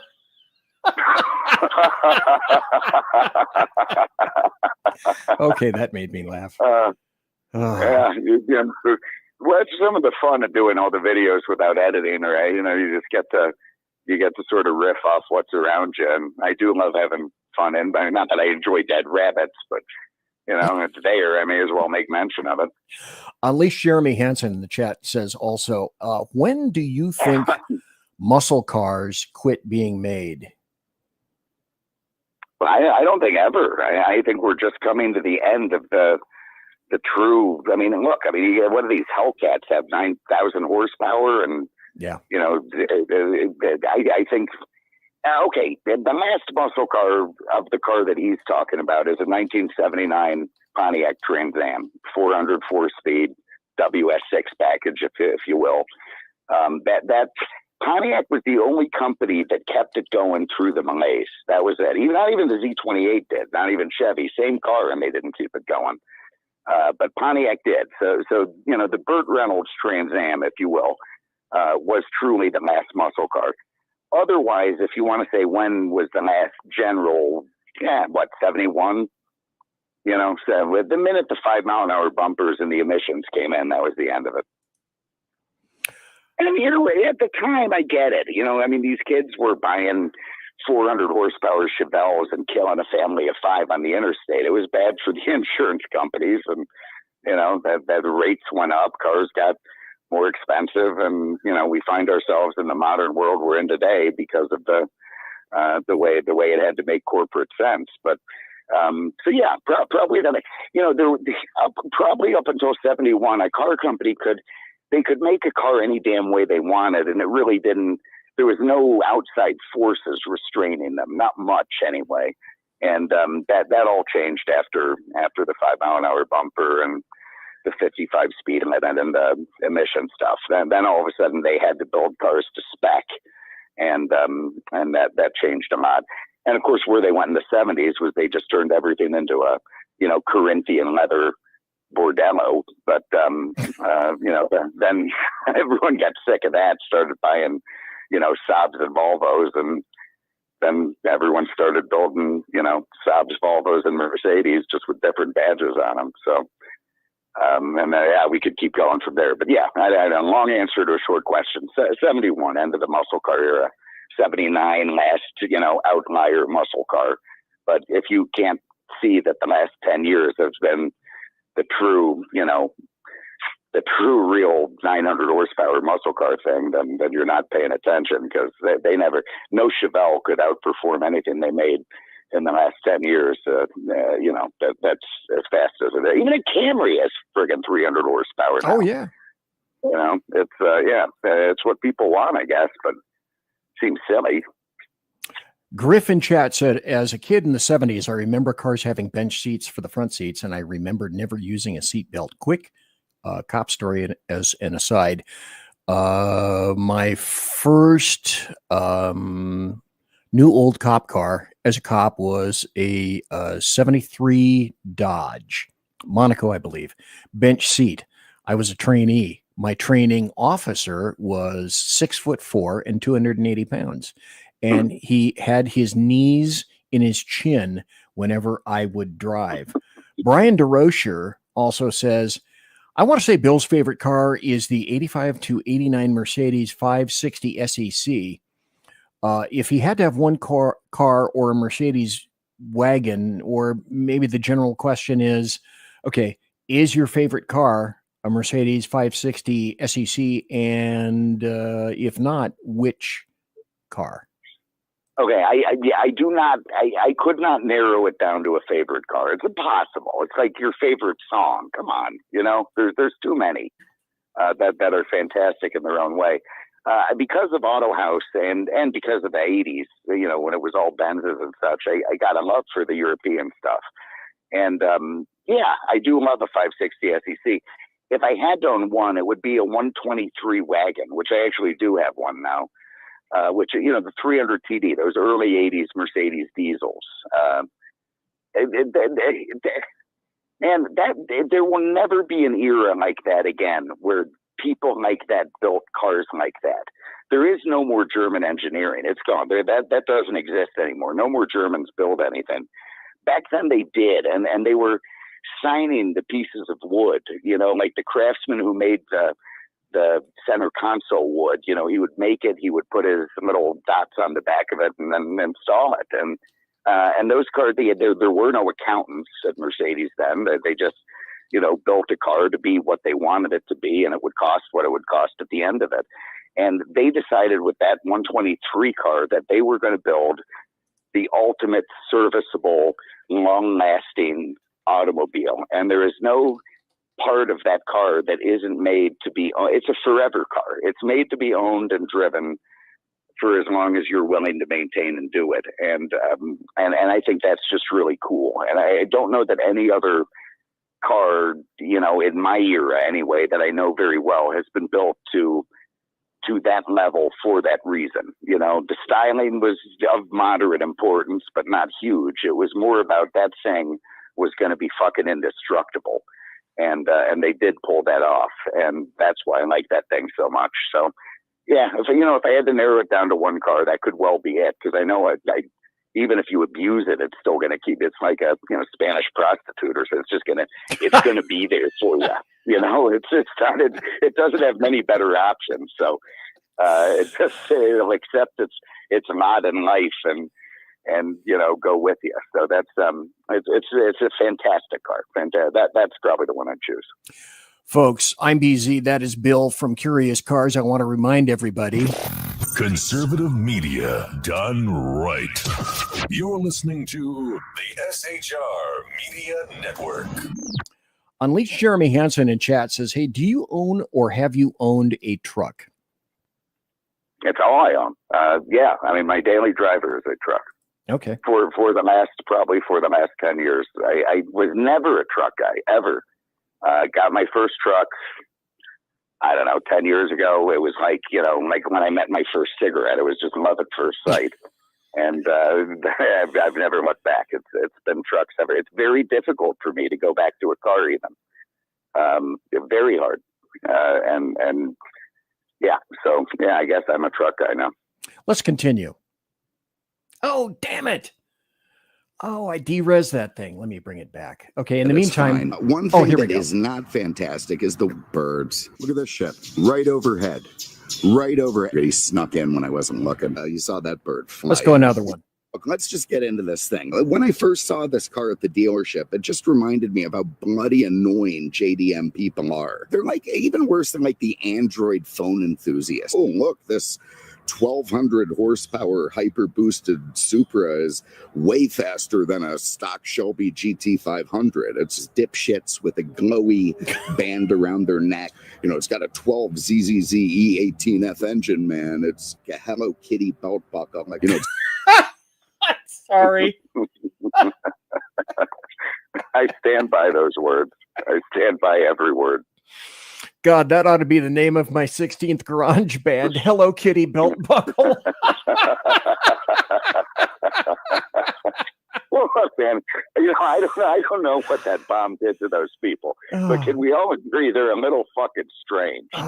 Jesus. I mean, the shit that comes out of Japan is more than a little disconcerting, and to this day, so that is a very, very strange. And I do like. And I'm sorry to just jump in, but I've got to say one of my great joys in car reviews is sort of bullying the bullies, in the sense that when I review a Porsche, I want to remind those Porsche people, that Professor Porsche was Hitler's favorite engineer. I feel I need them to know that. And, I want to remind the Japanese about the comfort women and the terrible things that went on there. These cars have been, anybody who's troubled by a Tesla, for Christ's sake, are they going to hop in a Volkswagen? These were some terrible, terrible people who built these things. Included Porsche and Suzuki and Toyota and Mercedes. They were pretty rough cats, and it seems like that gets glossed over. Everyone loves to talk about how dreadful the United States is, and I mean, we're the fucking sisters of charity compared to these other countries. Oh God, yes. My nephew and other, oh my God, the United States. Man, go look at the history of like Portugal. Just pick a country and see what they did to these people. and lay off, man. You know, be proud for, you know, coming from a place that has at least tried to done some good, and you know, didn't try to addict people to heroin or, you know, otherwise, you know, destroy them. So anyway, I digress, but I think it's very, very important to remind people of the, you know, connections of these cars to some really bad players in history. I think that's a lot of fun, and I get joy from that. But that's part and parcel of the whole thing about the car itself, about each individual car, and that I appreciate about what it is that you do in a review is, yeah, it's the car. You'll open up the hood. If there is anybody who is a master at opening a big damn hood one-handed, it would certainly be Bill of Curious Cars, having most def mastered that shit. Cynical Survival said, we need a pay-per-view of Bill boxing Doug DeMuro. And right after that, Brian said, Doug would not get Bill's humor at all. Well, I'll make an admission. I've never watched a Doug DeMuro video. I just can't get past the thumbnails. And I'm not a big YouTuber. I don't want to be, you know, I don't want to copy anyone subconsciously or something. So I avoid watching other car reviews, other than Top Gear, which is, of course, you know, you can't. It's such a bloody fantastic show that you can't miss it. But yeah, I don't watch those. I mean, you know, God bless him. He's doing great. You know, those guys are all king of the hill, but they're not doing what I like doing. Who wouldn't want to watch all those three guys on Top Gear? Anybody besides those original three are pretenders to the throne, and they suck. Also, here's another question. Bill, what car do you dislike the most? Oh, God, where do I start? I hate more cars than I like. The two come to mind, BMW i3, little fucking German toaster, and a miserably Ghibli. The poser car. Both of them are poser cars. One's for idiots to pretend they have some, you know, I love the earth, I love the world, you know. Actually, a great story. Andrew, a good friend of mine, Andrew, owned out of Europa, a different version, the mechanical side of it. A terrible, terrible human being and a practical joker. He leased an i3 because he likes all this sort of techie, goofy stuff. And I guess the thing has some kind of a pedestrian avoidance system that they built into it, you know, because it's made for big city streets or whatnot. So he gets this mechanic that you know, goofball that he has, and says, hey, you know, we're going to test this system out. Puts the guy in front of all the shop bays, drives the car at him, and hits him. And finally, it goes over the top of the car. Not super fast to where the guy's got broken anything, but you know, he's a little bit fucked up. And Andrew gets there, he's like, oh shit, man, I'm so sorry. I had that system turned off. Can we try that again? So he does it again, hits the guy again.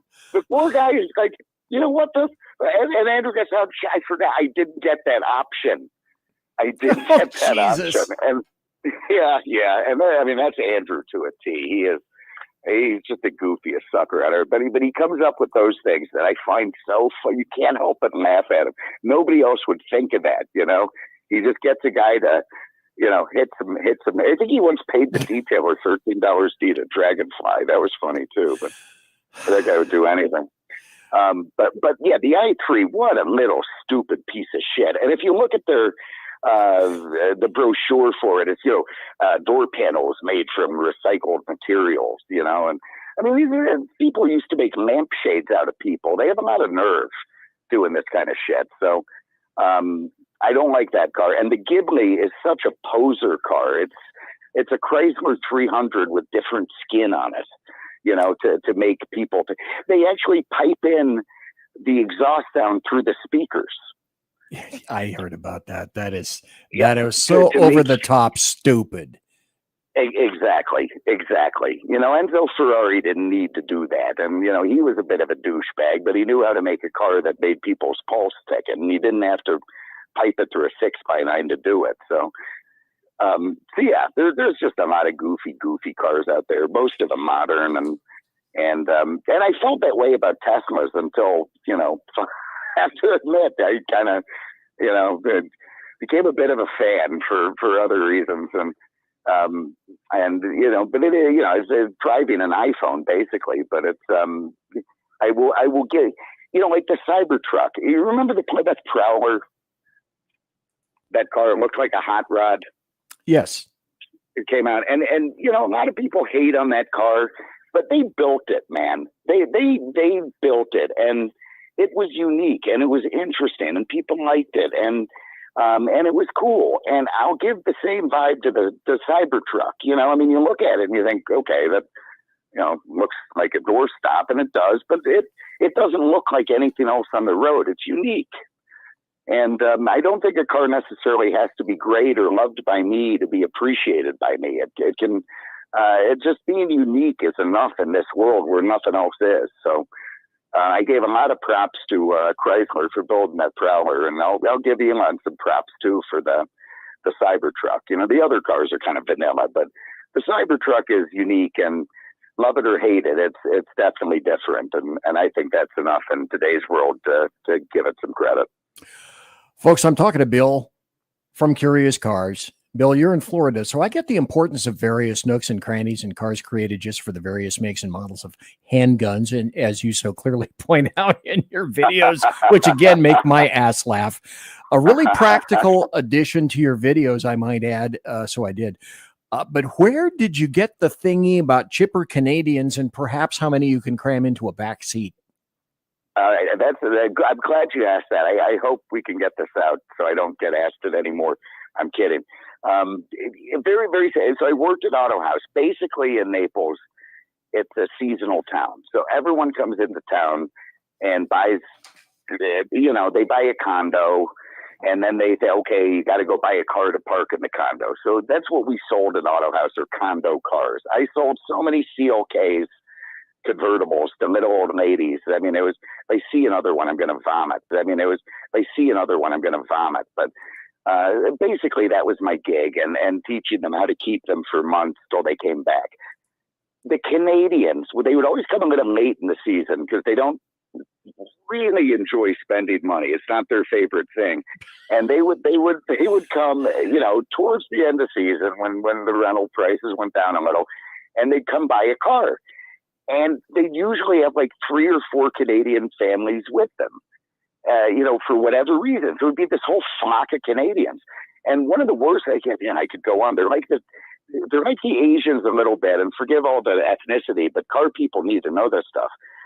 But when you're selling a car to a Canadian, they perfectly mimic a real customer. You actually may think you have one all the way until the end when they give you some offer that's so off the charts, it becomes funny. But when they did buy a car, on the few rare occasions, they would squeeze like 4 couples they would be 6 of them in like a Mini Cooper convertible. It was like a clown car. And they would drive off there, like 3 in the front, 3 in the back, in some tiny little convertible.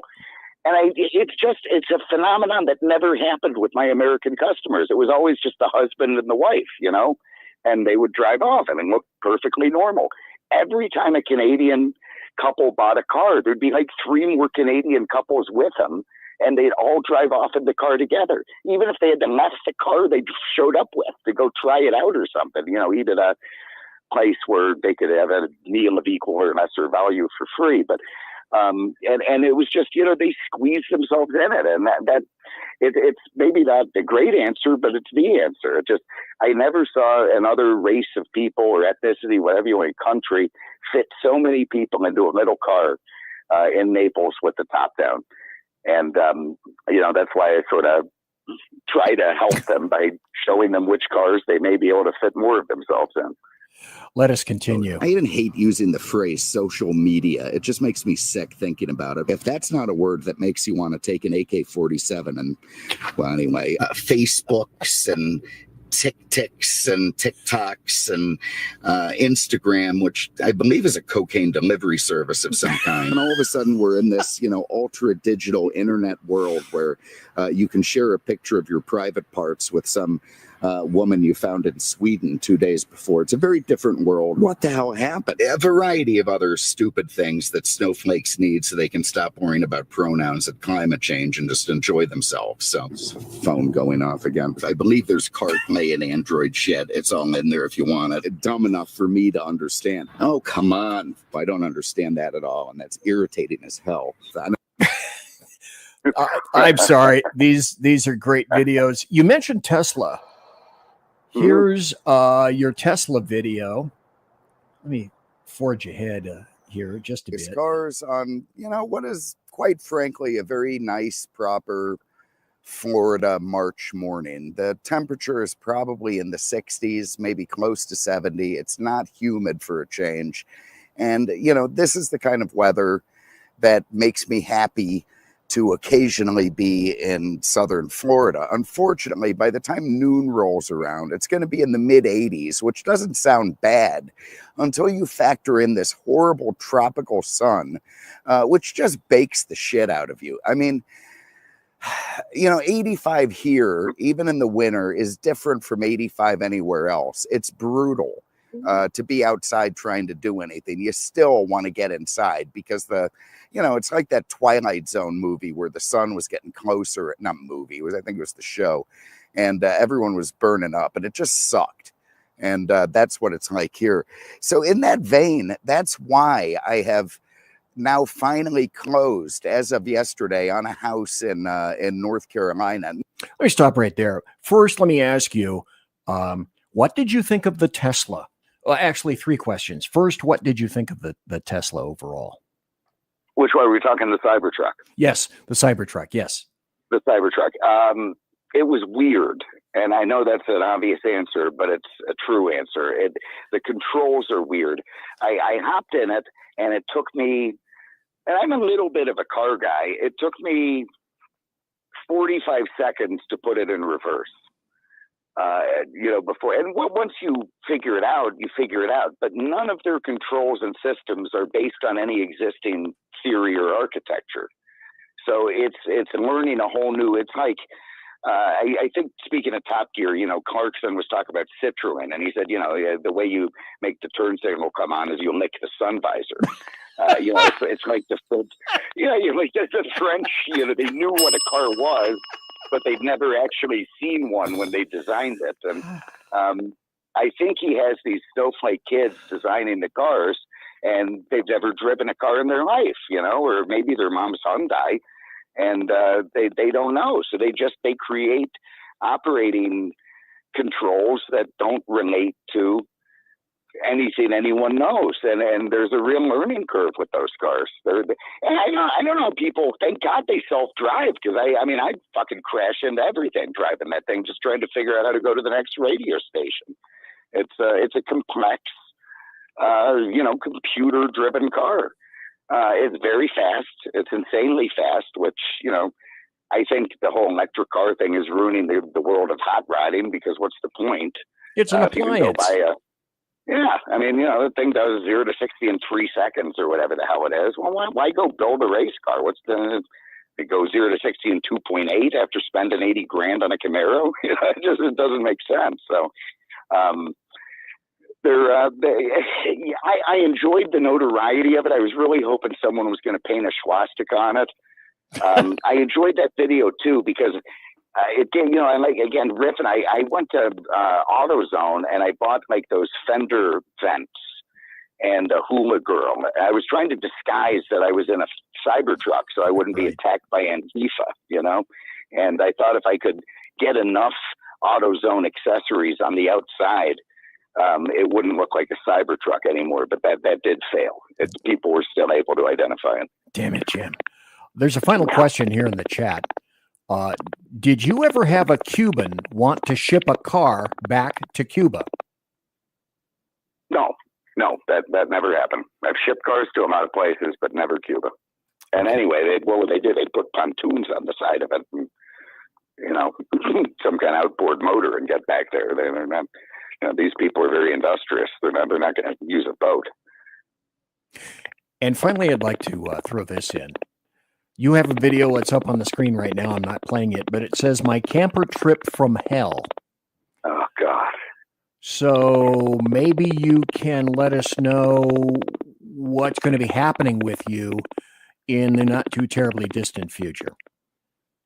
I bought a camper. I cheaped out because of a friend of mine who sort of encouraged me to cheap out instead of doing what I wanted to do. I decided to go to Tuscaloosa. And actually, the comments on YouTube are great, and I read every one. I don't answer them because I've always been I've answered a few, but I want people to know I do read every one. And in that video, I said there's no good roads to Tuscaloosa. Because it's true. I mean, there's no good way to get there. You just can't get there from here. And he said, man, there's no good roads to Tuscaloosa. Sounds like it's on the country charts. And I thought, yeah, I appreciated that. But you don't buy a camper at a repossession auction and decide you're going to live in it the first night. And I did, and none of my friends stopped me. And that's why I now have realized I don't have friends. And I'm wiping the slate clean of these people. Because somebody should have intervened, you know. When you had 90 whiskeys and you're heading towards your car, your friend's supposed to say, hey, Bill, you know, hey, bad idea. None of them did that. And the things that I saw and touched and tasted, smelled, I can never unexperience, and they're with me. And that was a really bad camper trip. I did buy a place up there. I've been threatening it for years to get out of Florida. People always said I'd never do it. Well, I'm doing it. And in fact, I'm going up there on Sunday. I've found a shop, property to build a shop on. Oh, nice. That was, some kind of burned down meth lab or something. So it's kind of cheap. Of course. yeah, I have a theme in my life. So, but you know, I mean, compared to Naples prices, like it was free, you know, I mean, it's such a joy buying property somewhere other than here. I mean, like if I stuck my camper on the side of the road, I could probably ask $650 for it. Naples is just a very terrible place to try and get land or do anything.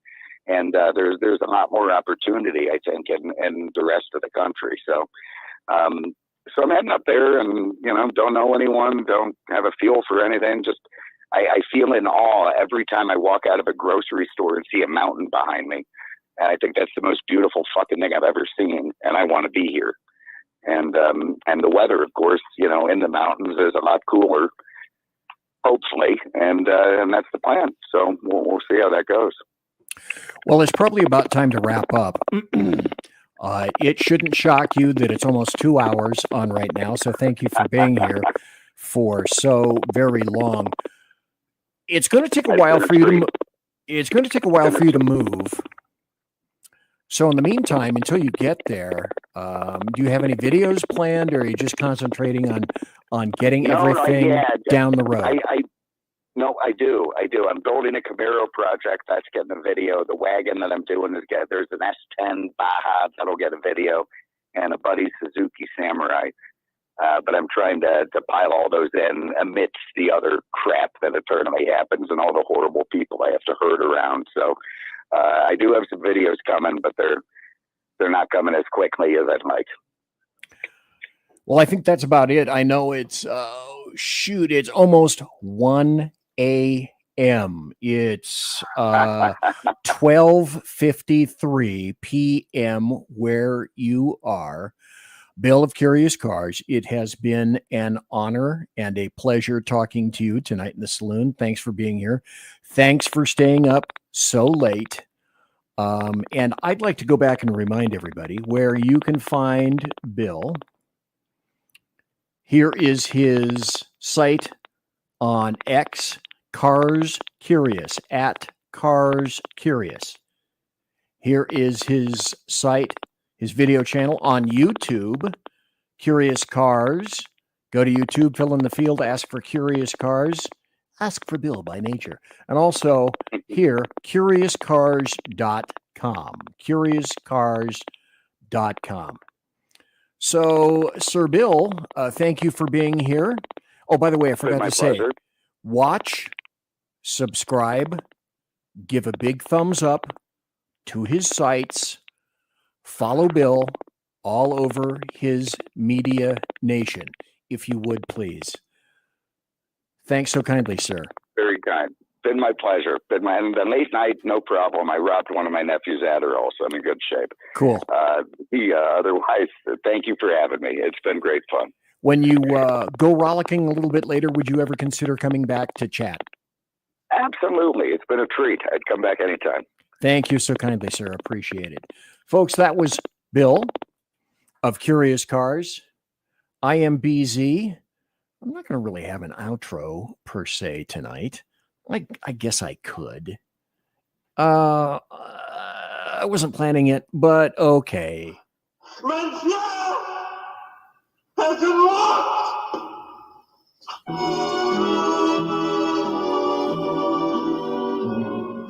So, ladies and gentlemen, boys and girls, children of all ages, thanks for being here on BZ's Berserk Bobcat Saloon radio show to listen to Bill from Curious Cars.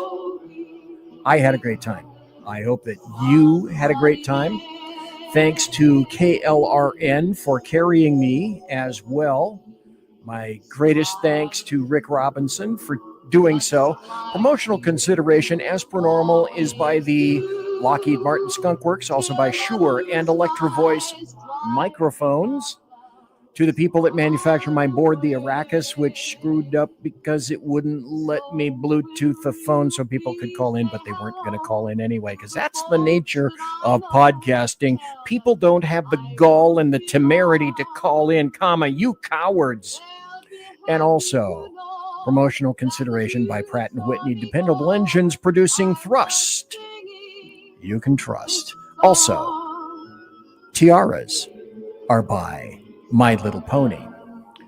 And, of course, ever so many thanks to BZ's KC-131. Jesus fucking Christ. Okay, stop right there. Let's do it right. BZ, take that out. Let's rewind the tape. Thank you. And now, thanks also to BZ's KC-135 Kettle One refueling team, with whom he shall be consorting in less than a half hour. Okay, continue, Vera. Jesus. Thanks for listening, everybody. God bless. Take care. Be safe. I mean you. Everybody quiet down now and get some sleep. Good night, everybody. Good night, Mama. Good night, Ben. Good night, everyone. Good night, Mama. Good night, Daddy. Good night, children. Good night, Dad. Good night, Elizabeth. Good night, John Boy. Good night, Jim Bob. Good night, Jim Bob. Good night, Jim Bob. What's going on? I was asleep. What's everybody doing? Good night, Jim Bob.